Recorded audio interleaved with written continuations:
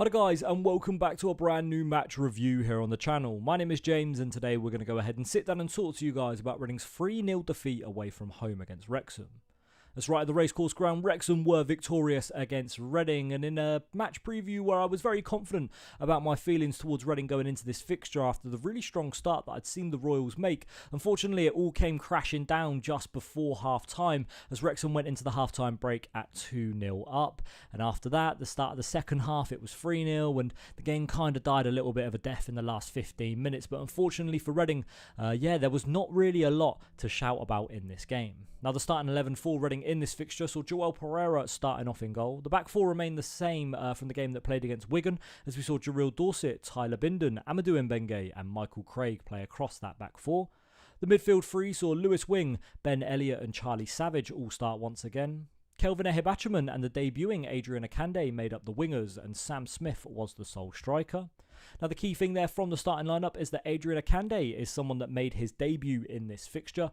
That's right, Mamadi Kamara unfortunately missing out completely with the squad. Ruben Celis in his post-match interview confirmed that Kamara will miss a few weeks, and we don't know the extent of his injury just yet. It's a real shame because Kamara has always been someone that is a little bit injury prone, and he started the season off quite well, and unfortunately now his momentum will be halted.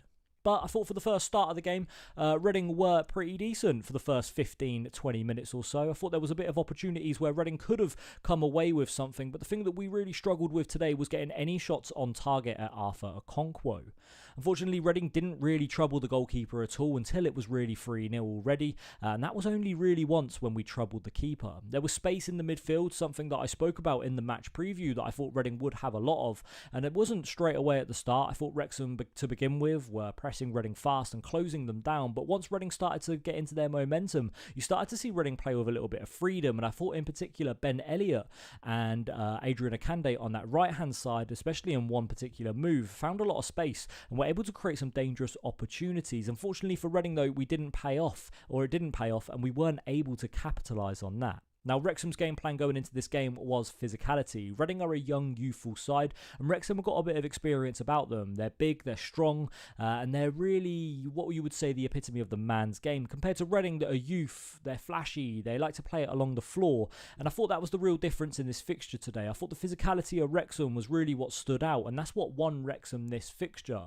They were winning almost every single ball when it came up in the air. They were able to put in a lot of strong challenges, which the referee was playing a lot of the game through these physical challenges. Unless it was a clear-cut foul, the referee wasn't giving anything today, and that's no excuse. I'm not going to sit here and say that Wrexham won this fixture because the referee gave them it, because that's completely not what I'm saying. I think that the referee gave a lot today in terms of letting the game play on, and the physical side of the game was something that he was focusing on in this fixture, and that's where Wrexham's strengths lie, and we saw that with two first half goals. Oli Palmer, somebody that I thought had a really good game today, he opened the scoring. There was a cross from the right hand side that Reading failed to close down, and the ball came into Oli Palmer and he headed it across goal and into the back of the net. Wrexham made it 2-0 once again when a cross came in. It came to Oli Palmer. His shot hit the post. The ball came straight out to Jack Marriott. Jack Marriott then saw his shot saved by Joel Pereira, and the ball then rebounded once again to another Wrexham player, and it was Elliot Lee who found the back of the net. I thought it was real sloppy defending from Reading to concede them 2 goals. I'm not going to take away the goals from Wrexham. I'm not going to say that they were easy goals for them to score or that Reading shouldn't have conceded them, but I thought the defending was really sloppy. I thought for the second goal, you can't let the rebound go to the Wrexham man, and then once again the second rebound go to the Wrexham man. I thought Reading should have been quicker to react there, and I think that they should have really tried to clear their danger a lot more, and I think that's where you saw the frustration from Joel Pereira after the second goal went in, running and shouting at his team, because the opportunity shouldn't happen. Joel Pereira could only do so much when that happened, and unfortunately for us, it saw a second goal be scored. Wrexham after half-time did see a third goal go in the back of the net. It was Andy Cannon who scored from 25 yards out. Personally thought there was a foul on Kelvin Ehibachiman on the right-hand side. The referee, though, flagged it away and didn't give anything. Waved it away and didn't give anything. The ball then came to Andy Cannon, who, had a cannon of a right foot and smashed it into the back of the net from 25 yards out. Reading did score late on in the game. Tavonge Rashisha had his shot hit the crossbar and bounce over the line, but the referee said that it didn't go in. I'm not going to sit here and be bitter and say that, oh, it definitely did cross the line, but it did cross the line. When you see replays of the shot, the ball has 100% crossed the line. So unfortunately for us, the referee hasn't given the goal there. That's where goal line technology maybe should be introduced to these lower leagues. Maybe League 1 and League 2 should see the introduction of goal line technology. Unfortunately for us, it has ended our streak of scoring a goal in, I think it was 24 or 25 competitive matches. So that streak has come to an end for Reading.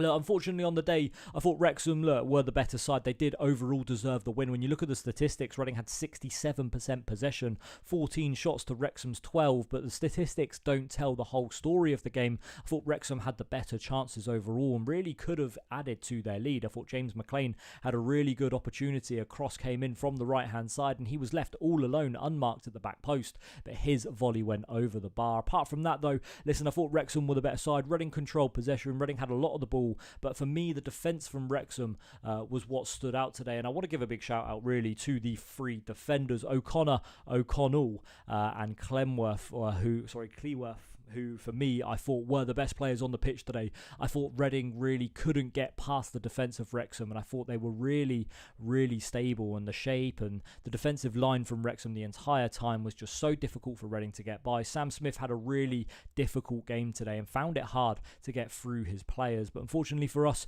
that's it. We don't react too badly when there's a loss. We don't react too greatly when there's a few wins. So look, for Reading, we move on and we go to the next fixture. Unfortunately for us, it's against a team that has won every single game so far this season in Charlton Athletic. They currently sit third, who will play Wrexham now after this result, sitting fourth in the league table. An unbeaten start sees 2 wins and 1 draw. They sit on 7 points and Reading are still top half for now. They are 12th in the table, 1 win, 1 draw and 1 loss, obviously with Charlton coming up next. Now, that's going to be it for this video today, guys. Thank you very much for watching. My name's been James, and thank you very much for watching. We'll see you next time. Bye-bye.